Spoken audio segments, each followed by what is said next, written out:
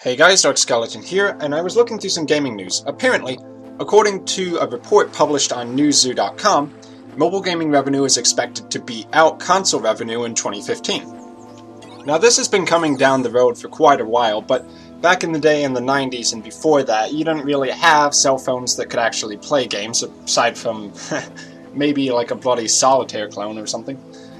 And gaming in general just wasn't very appealing to most people. Back in the 90s when I was growing up, gaming was still a thing, but it was more something that geeky kids like myself would get together to play on a console like a Super Nintendo or an N64 over at someone's house. A lot of the appeal for gaming was always that you could play with friends, play against them competitively, or even work together with them for a co-op game. Now back around 1998 when Pokemon Red and Blue came out, I remember Game Boys and Game Boy Pockets becoming an awesome thing, and you could even get a link cable which allowed you to play with friends, though it was a complete pain in the butt to actually get to work.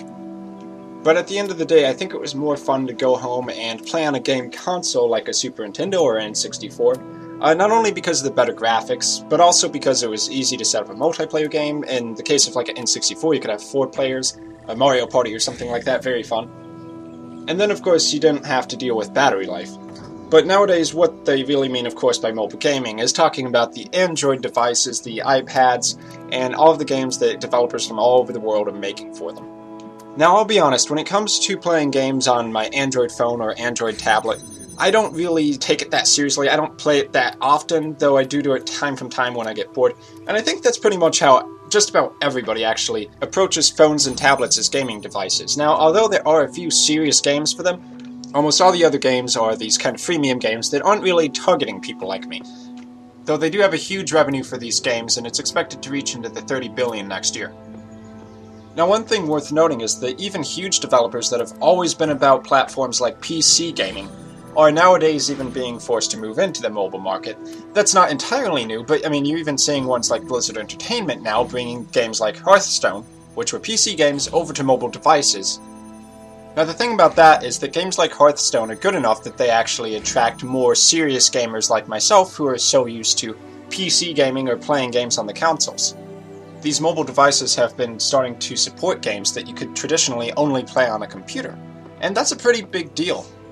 If mobile platforms are eventually going to crush out home consoles and eliminate them from the market, then it's kind of got me wondering if in the future even the PC will be replaced, and even the most hardcore gamers will be playing everything on mobile devices. If you keep up with the show called South Park, you probably saw the last couple of episodes, one of which was about freemium gaming and how they put these games on mobile devices, which are easy to make and generate huge revenues. The games might not even be that good, but people will keep playing them over and over again because of all the little addictive elements the game designers like to throw in.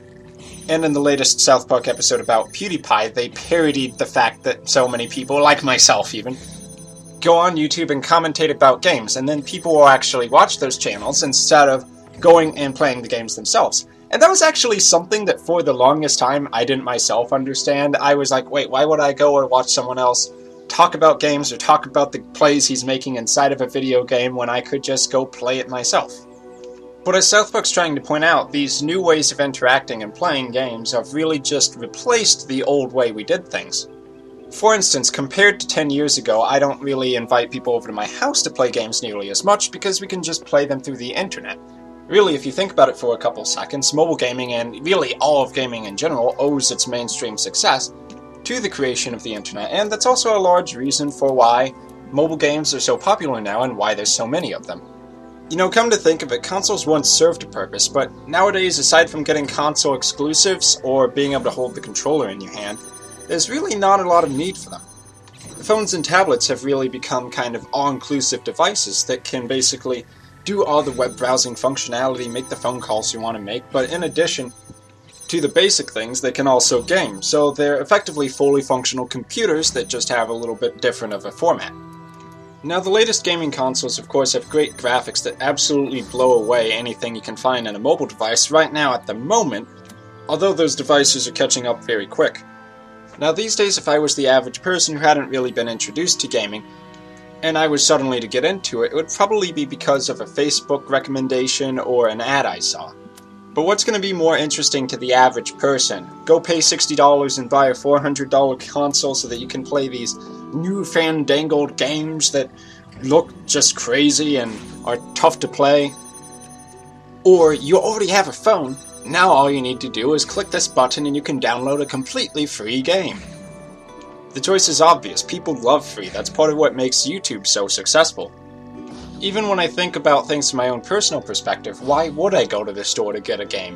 Why would I actually want to get a new PS4 or Xbox One instead of just buying a new game on my computer, which can already do everything else? Or if I want a more casual game, why not just get it on the mobile device? And in many cases, why would I want to put money up front if I haven't gotten a taste of the experience? That's actually one of the things that the South Park episode on mobile gaming touches on. The fact that, oh, they'll get you hooked onto it.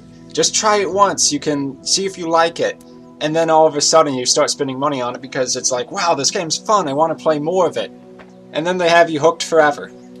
To roughly paraphrase Penny Arcade, League of Legends is free, so free, and that's even a PC game. So while I may have been doing some stating the obvious here, looking back, it's like, wow, how things have changed, how these old technologies have effectively become obsolete in so many ways.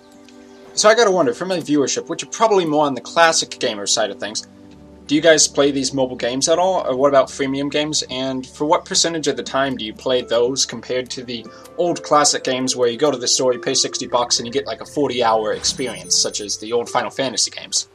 Let me know in a comment down below. I've been Dark Skeleton, thank you guys for watching.